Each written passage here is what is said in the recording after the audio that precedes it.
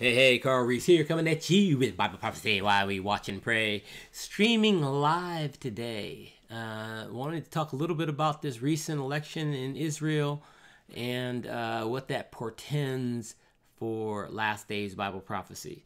But before I dive in here, I'm going to just go over my Bible prophecy ground rules. I'm going to let the Bible interpret itself. It's not interpreted on the face. I'm going to make sure whatever interpretation I land on stays consistent throughout the whole Bible. If it is in the mouth of 2 or 3 witnesses, I am going to take it more seriously than if I only find it in one place, because it starts establishing a principle of God according to the Word of God. And then, of course, if it's not in 2 or 3 witnesses, in one place only, then, of course, I'm going to take that thing literally and not try to apply a Carl interpretation to it. And finally, I'm going to say, hey, I just don't know when I just don't know, which is a lot of the time. But this particular topic I have studied, and I feel pretty comfortable that I have a fairly good interpretation of the scripture.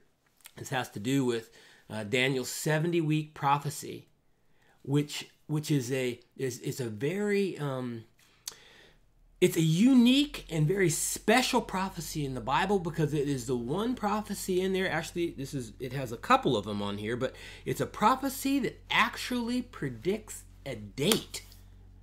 And the Bible does not have many of these, where it says, hey, here's a date, and from this day, something's going to happen, and when you see that thing happen, it's going to be 7 years before the return of Jesus Christ to the earth. I mean, how can God be more plain than to say, people, listen, something's going to happen, and then I'm going to return.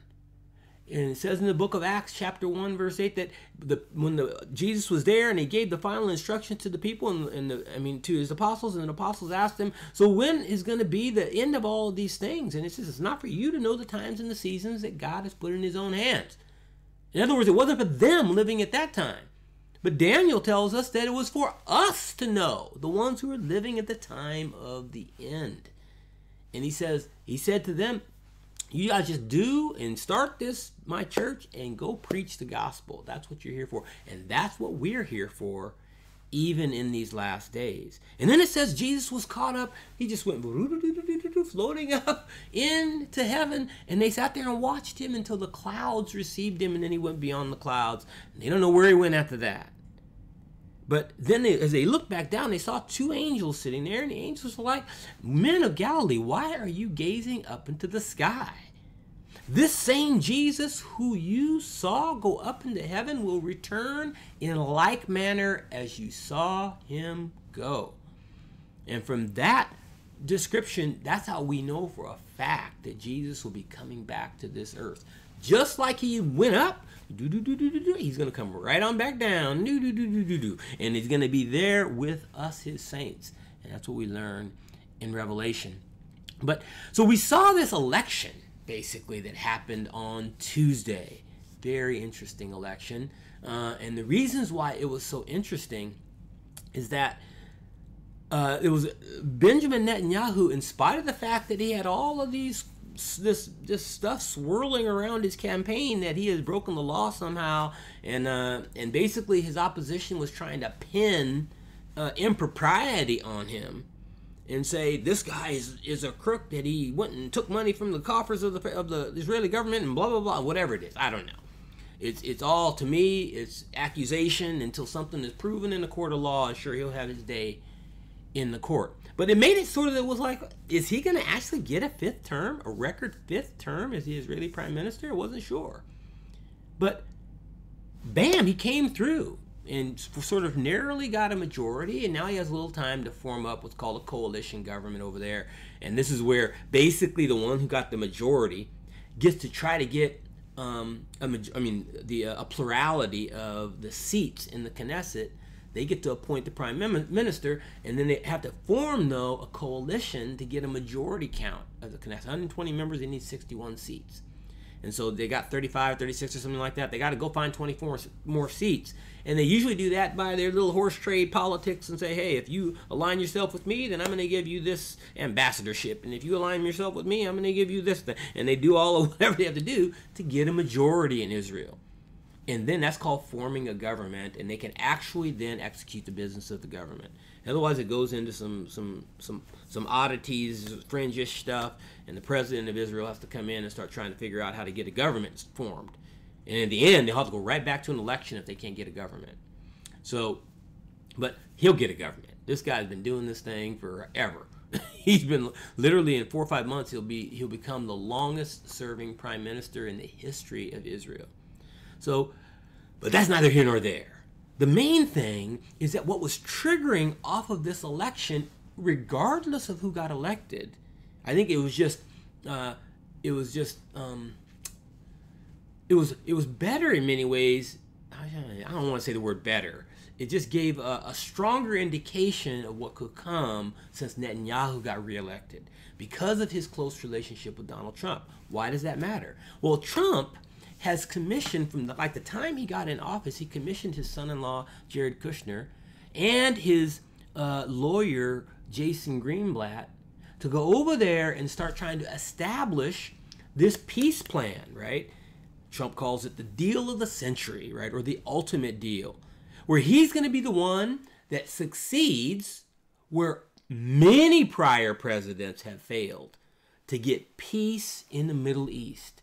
A deal where Israel is finally recognized as a true nation over there by her Muslim neighbors, and the Palestinians, who were sort of marginalized in all the warfare and conflict that's had happened over there. They got this little sliver of land on the western side of Israel known as the West Bank. It's also in the Bible, this is the land of Judah or Judea. And that's important because in Matthew 24, Jesus makes a prophecy about that place, Judea. But Judea is so significant because this is the place where Jerusalem is. It's in the region that belonged to Judah or Judea. And where Jerusalem is where the temple is. And where the temple is where all the activity is going on. And it's the point of the most contention in the region. They have not ever been able to settle on a plan where they can do something with Jerusalem. And this has always caused a breakdown in any negotiations that have happened up till now. Well, Trump commissioned these two to go over there. He said, I'm going to try this thing a little different. I'm not going to just get the Palestinian leader and the Israeli leader and try to get them to form some sort of agreement, just the two of them. I'm going to make this a regional plan and try to get all the neighbor countries, along with even the USSR and the United States, maybe even members of Europe, Egypt, Saudi Arabia, the UAE, and Qatar, and I don't know about Syria or the ones up north. Certainly the Palestinians, but get a whole bunch of players involved to try to help this peace along. And Trump, man, he's the author of The Art of the Deal. And he basically is just wheeling and dealing through his emissaries, Jason Greenblatt and Jared Kushner and Jason Greenblatt. So from about 4 or 5 months ago, it was in the news that they had completed this. They had been talking and negotiating and dealing for a couple years. And they had completed a proposed plan for peace in this region, right? And then Trump basically is like, probably in some sort of negotiation with Benjamin Netanyahu or others in the region, had said, hey, I'm going to hold on. I'm not going to reveal this plan at all until after the Israeli election because I don't want to have an influence on the election itself through this proposed plan, if you will. So he held it until after, well, we're after the election now. And so now in the news, we're seeing that, hey, he's not even going to wait until the end of the month. It looks like this is what they're saying. And he hasn't leaked it, which is amazing in the White House that this thing hasn't already leaked out. They have been super tight-lipped about the contents of this plan. But they have somehow, they're kind of figuring out, or maybe it's just speculation on the part of ABC News or whatever it is, that sometime this month he's going to release it. And when he releases it, that's going to be very interesting reading, right? And it's because this peace plan is one that the Bible predicts. It will absolutely occur. We just don't know when. But when it does occur, if it has the attributes that it must have, right? It has to fulfill certain things or it is not the peace plan. It may be a proposed peace plan, but it is not the peace plan. It's got to do certain things. And so is this the peace plan that's going to kick off that final 7 years? Because the final 7 years is going to start with the peace plan. We read about that in Daniel chapter 9. And it's the prophecy of the 70 weeks. I've gone over this many times, but I love this prophecy because it's the prophecy with the date. It has two of them in it. The weeks that it's talking about, it says 70 weeks are determined for your people and your holy city. Your people being Israel.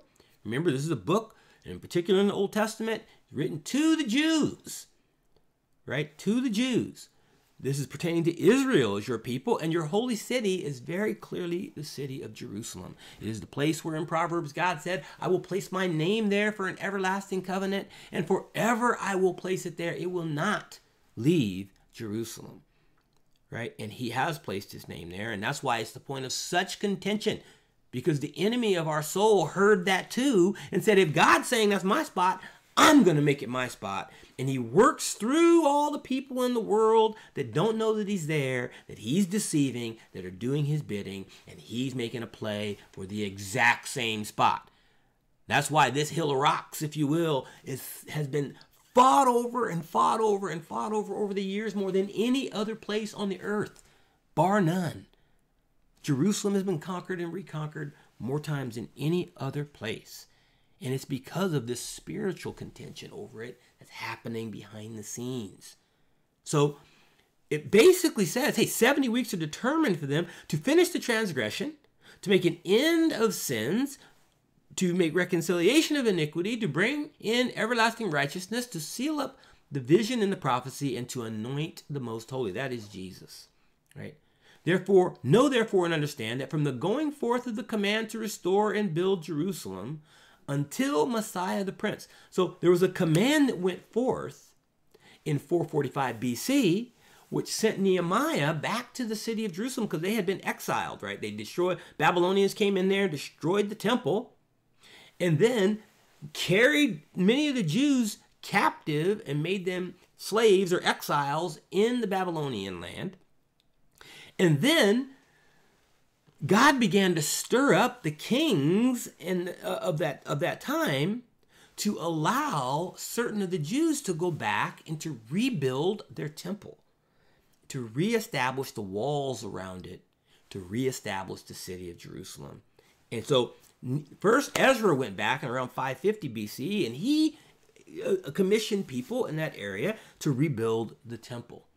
But the walls around the temple, which formed up the outer court of the temple, those were still down. And so the temple area and Jerusalem itself were still subject to attack from enemies, foreign and domestic, if you will. And so Nehemiah felt the pressure and the grieving from God and the unction from God to go back and rebuild those walls. And the command for him to be able to go do that happened in 445 BC. Look it up in Wikipedia. It's a well-known number, well-known fact. And so we know it was that command and not the command received by Ezra 100 years earlier, because later on it says, and there shall be 7 weeks and 62 weeks, and the street shall be built again, and the wall, even in troublesome times. And the wall, right? The streets and the wall, that was what Nehemiah went back to rebuild. This is why we know that the command is talking about Nehemiah's command to go back and rebuild. But from that time until the Messiah was supposed to come, it says 7 weeks and 62 weeks. Well, this is weeks of years. Weeks of years. A week in the Hebrew is simply the word 7. It's a 7 of something. But we know this is talking about years because it also uses the same word in a place in Genesis where it says that Jacob fulfilled a week of service for his uncle Laban as a dowry for the hand of Laban's daughter, Rebekah. And that week was a 7-year period, and it's made clear a little bit later, right? And so we know that it's talking about weeks of years. So that means that it's 600 or 483 years. That's 7 times 69. The first 7 weeks was when the walls were being rebuilt in the temple and so forth. That was completed. Then it was 62 more weeks until the Messiah was to come. 483 years from 445 BC. It drops you right around 33 AD, give or take a year or two, which is, by almost all accounts, very, very close to the time that we believe that Jesus was crucified, right about that time. Now, I dare say it was exact, and I'm not going to try to get into all the ways to try to figure out the math and so forth. Very close, right? And I know God because God speaks a thing. It's absolute to the day, right? Even if our history and what our view of what was recorded back then is imperfect, what actually happened is perfect. And what we know of that time lands it very nearly. So here we see God using this prophecy to say, from an event, it'll be a certain amount more time before Jesus would come the first time. And so it's you wait for the event. When the event occurred, if people were watching at that time and said, hey, that's when the command went forth, they would have been able to actually predict when the Messiah would come. And in fact, many actually were sensing that that time was coming near because Herod was being told that there's a prince that's supposed to come, right? And there was the star in the sky and everything that brought the wise men over. And there was a lot of things that were happening and ones that were being told that your Messiah is coming right now. Some people were aware of it, but the majority were not. And here, the prophecy, even though it says 70 weeks, it doesn't say 70 contiguous weeks. It just says that there will be 70 weeks when things will happen. 69 of them are covered in predicting the time of the first coming of the Messiah. And he came, and it says he was crucified. It says, after the 62 weeks, the Messiah shall be cut off or killed, which of course that's when he was killed, about 32, 33 AD, or 30 AD, 29. It's in that range, right? I don't know the exact time. I wasn't there.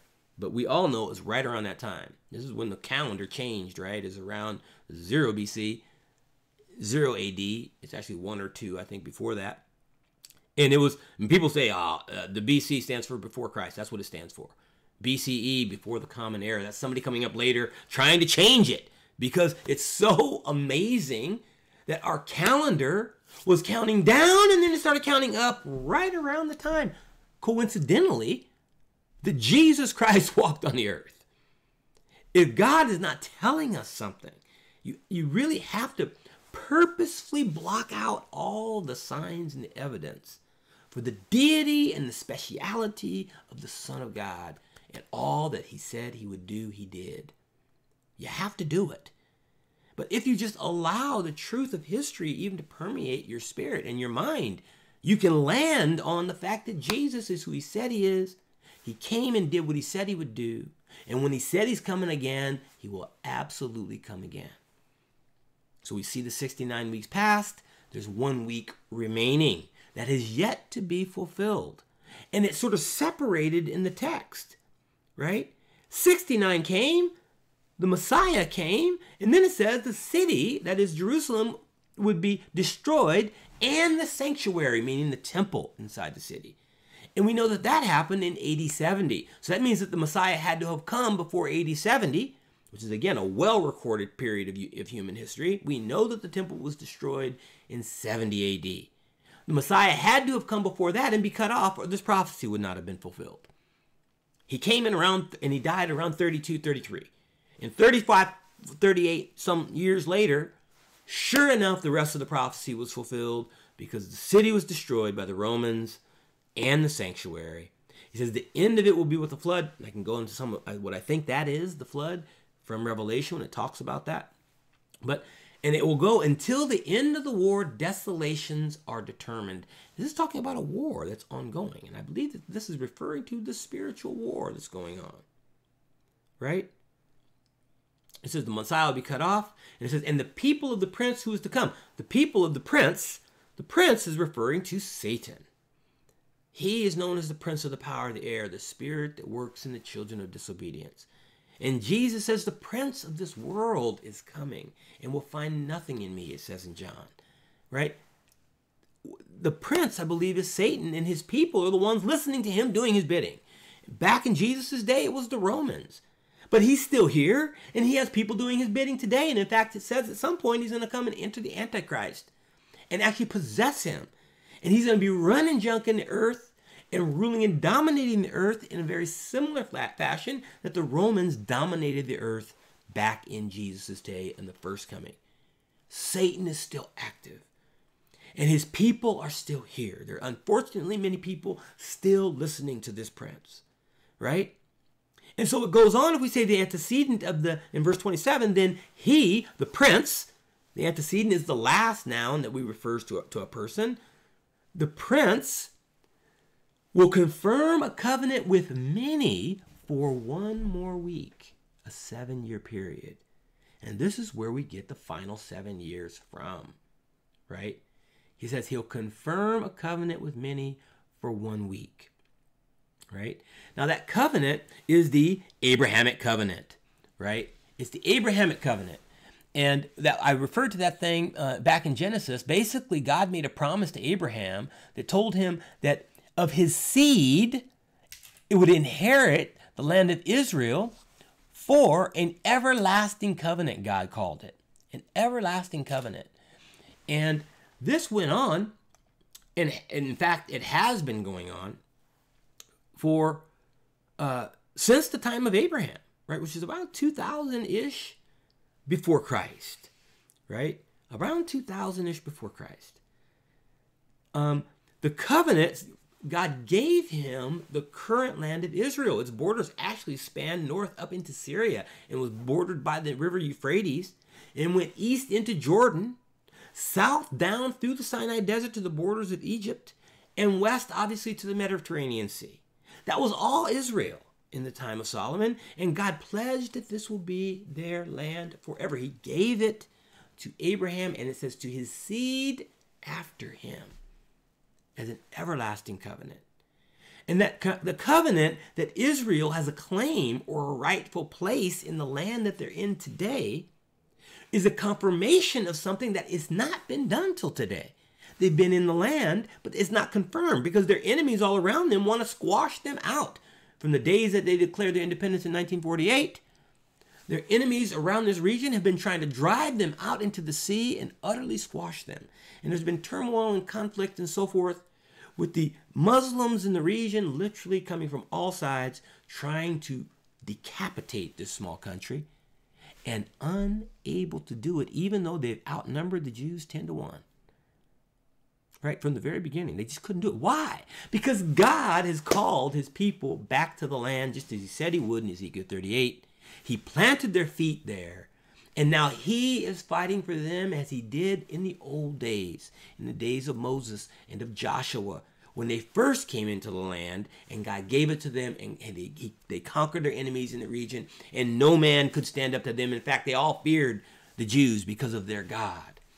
Well, their God is still here, and he's still active, and he will keep his promise to Abraham. He will keep his promise to Abraham. That's why you're not going to be able to come in here and just run the Jews out of there. It ain't happening because God is fighting for them. It's supernatural. They don't even know it, many of them. They don't really even believe in their God. They keep the rituals and they follow him, but many of them call themselves not religious, right? They're basically just secular humanists, just like most of us, or most people. You know, they go through the ritual and they try to keep the traditions, but they don't believe in the God of the traditions in many cases. And it's really sad because he's alive and he's true, and he made promises that he fully intends to keep to the patriarchs of old. And this is one where it says that he, Satan, will confirm a covenant with many for 1 week. So it wouldn't have just been between the Palestinians and the Jews. The Bible says it will be with many. And here, that's why this agreement that Trump is pushing right now is so interesting, because this is the first one that went in there from the United States of our presidents and has tried to rally the troops all around the region and all over all over the world to help this agreement along. I've heard that actually they're doing some real horse trading over there, where the strip of land of the West Bank that the Palestinians have been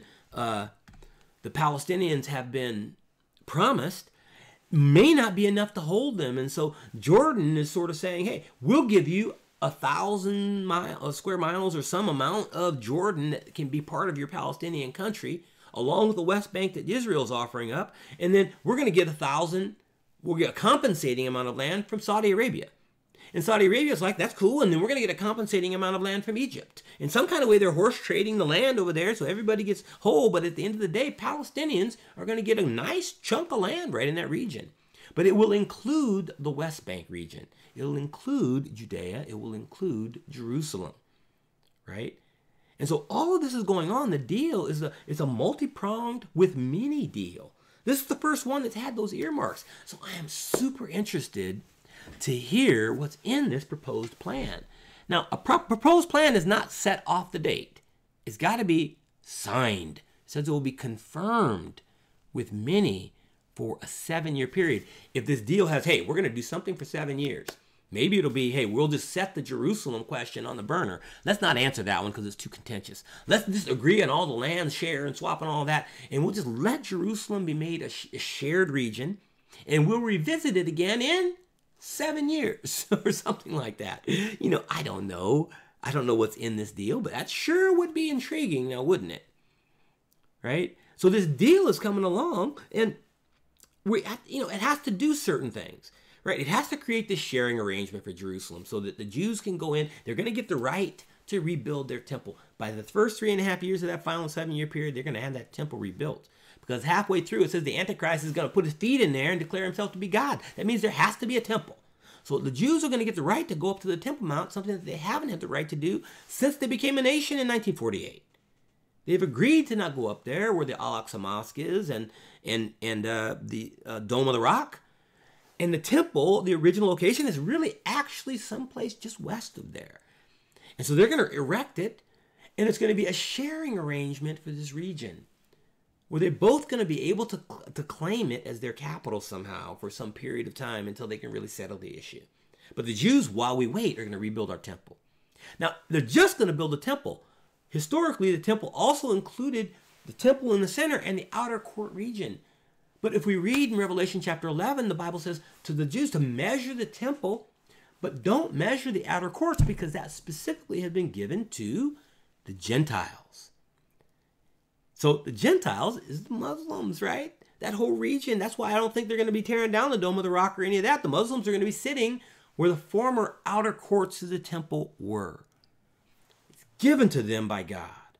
So they'll rebuild their temple, and they'll have this outer court region where the existing Muslims, so they both can sort of be on the Temple Mount area, right? It will form a Palestinian state, this agreement, right? Very likely because the Palestinians, and because of the prophecy in Matthew chapter 24, where Jesus says, when you see the abomination of desolation spoken of by Daniel the prophet, let him who has an ear understand, then you need to flee to the mountains and to the housetop, because then it's going to come some persecution on you such as never been seen before since there was man, and never shall be in the after. Let the Jews that are in Judea flee to the mountains. This suggests to me that they're already there because there are little settlements in the Judea region. The Jews are probably going to be allowed to keep them because there needs to be Jews in Judea in order for somebody to have to flee, right? That's why I think that they're going to remain in Judea. Even though that area is given to the Palestinians, they're going to stay there as an Israeli minority in the Palestinian state. If this agreement establishes that, because otherwise, what are you going to do with these landowners over there? They're not going to want to, give up their land. They paid good money for that, and they built the stuff with their own hands in most cases. They're not going to want to give up that part. And that's part of why he says, maybe Trump is saying, let the Jews stay there. It is your region. But just like you have many Palestinians and Arabs living as a minority in the state of Israel, let's also have Israelis living as a minority in the state of Palestine. Because we're not going to give up that land, let's annex some more land and give you land, compensating land out of Jordan. And that's where Jordan is going to be agreeing, hopefully, to this thing. And so somehow they still end up with plenty of land. They still cover and have the right to the Temple Mount. And you don't have to displace the Jews that have already made settlements in that region. right? This agreement is it has to try to solve all of these things. But if they all get sort of established, right, then it's sort of just set up, right? It also obviously confirms the covenant of Abrahamic covenant that gives the Jews the right to stay there, right? They get recognized as a country. All those things, if they all kind of come to pass in this agreement, that will be the agreement that sets off or kicks off the final 7 years leading up to the Battle of Armageddon and the return of Jesus Christ to the earth. That will do it. That will do it. So it's an exciting time, right, to be alive, right? This is as exciting as the time when Jesus came the first time. Here he's telling us the same way he predicted and told people who could look and understand the prophecy, the same way he predicted he would come the first time, the same prophecy is predicting when he'll come the second time. And even as people refuse to take to heart the prophecy of the Bible and to know his first coming, even so many are poo-pooing and probably winking their eye and shagging their fist and wagging their finger and, you know, whatever. Yeah, right, Carl. And doing the same thing on his second coming. And as certain was his first coming, even so certainly will be his second. Now, we don't want to be caught unawares, right? That'll kick off a flurry of Bible prophecy fulfillment that will just continue to be fulfilled for the next 7 years. A lot of stuff. And obviously, if that happens in the next month or two or whatever, I will be sitting here telling you what all is going to happen next. Because from that date, it becomes very clear what's going on. Very clear. And it's boop, boop, boop, boop, boop, boop, boop. And it's just going to be happening just like clockwork. Because the Bible tells us what's going to happen. In Daniel chapter 12, it says, hey, those who understand will know of the prophecy. Let me just bounce there real quick. Right? Because I can. And I'm over here in Daniel already. Let me bounce over to Daniel.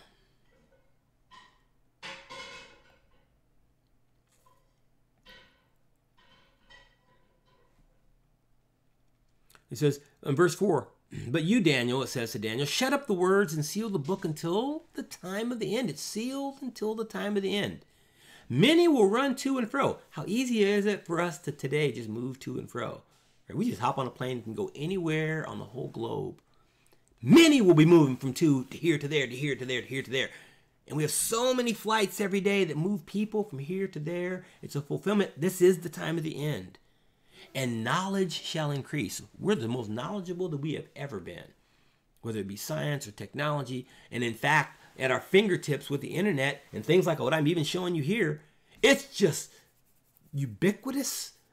We have knowledge at our fingertips today.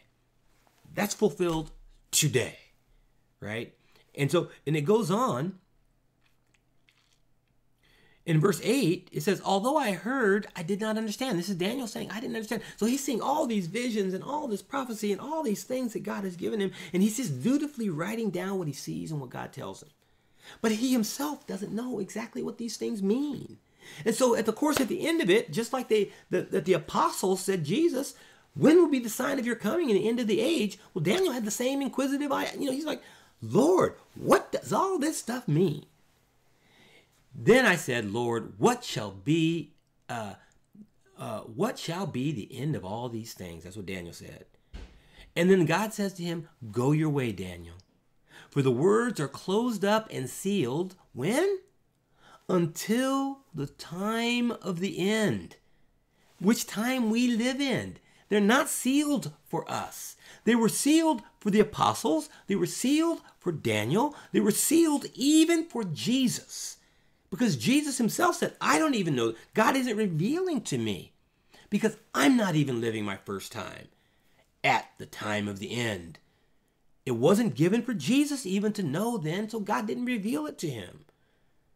Right? Now he knows now because he's in his glorified state and he's been reascended back up to the Godhead. But when he was walking as a man, he gave up his Godhead and lived and walked as a man, and the only revelation he had is what God revealed to him by his Spirit, the same way he reveals it to us. And he wasn't given that. And that's what that scripture says, because God said to Daniel, it's for the people that will live at the time of the end. It's sealed up until then. But now it has been unsealed so that we can understand it. Right? Many shall be purified, made white, and refined, but the wicked shall do wickedly. None of the wicked shall understand, but the wise shall understand. Right? We will understand. We will understand in these last days. Right? So it has been given to us to know and to understand these things that are going to happen in the earth. Right? So we live in interesting times, and this whole election thing it's just I'm just so interested, and I'm watching very carefully when they finally do unveil this peace agreement. That'll be interesting reading. Maybe it won't be. Maybe it won't fulfill and just sort of set all the pillars up and all the things that need to happen for the prophecies of the Bible to be set up or staged for fulfillment.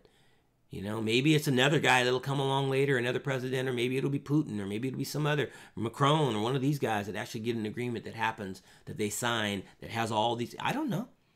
It's just, but Trump is offering one. And from what we've seen of what Jared Kushner and Jason Greenblatt have done, it seems like it's a pretty good one. And it seems like it could do the things that I know it has to do to be the one. So now is the accepted time, people. Let's not wait. The earth is going to get very jiggy.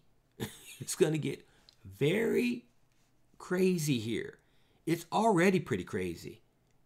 And that everyone's sort of at each other's throats, and there's nobody trusting anybody right here in the earth. And the earth is getting quite dangerous. We have multiple nations pointing nukes at each other. I mean, with the flip of a finger, man, it seems like World War III is upon us, and it will kill many. Many, many. In fact, the Bible prophesies that's going to happen also. 2.5 billion people will die. But, whether it will come just before this peace agreement or during the 7 years, it's not clear about that, but it's coming. It will definitely happen before the Battle of Armageddon. Right? So, which is at the very end of the 7-year period. So there's some things that it's just going to be a terrible place. And we're not guaranteed even another minute, much less years. Right? That's why the Bible says don't delay. Don't wait. You're not guaranteed tomorrow. None of us are. None of us are guaranteed even another minute or a second even. Your next breath could literally be your last. Only God knows the days of our lives. Our times, the Bible says, are in his hand. Right? And he tells us what to do. He says, look, I place before you life and death, blessing and cursing, good and evil. And the life is found in my son Jesus. That's whom I've vested the solution for mankind in. So that he who chooses to be in Christ is in the life of Christ and has life in himself. But he who rejects the Son of God does not have life, but the wrath of God abides upon him. That means rests or continues upon him. If you don't have the Son, you have no life in you. Only death, only separation, only the fear and foreboding of a life without God. To me, because I know him, that's a real scary place to be for me. And I wouldn't wish that on my worst enemy, much less my friends and my family. I want everybody to know him. And it's as simple as simply saying, hey, Jesus, Carl is saying that you exist, that you're alive. Would you show me? Show me that you're alive. Show me that these things are true. While I'm breathing my breath down here, show me that you're alive. And he will. And then you can make that decision to say, I'm going to choose to put my faith and my confidence in you.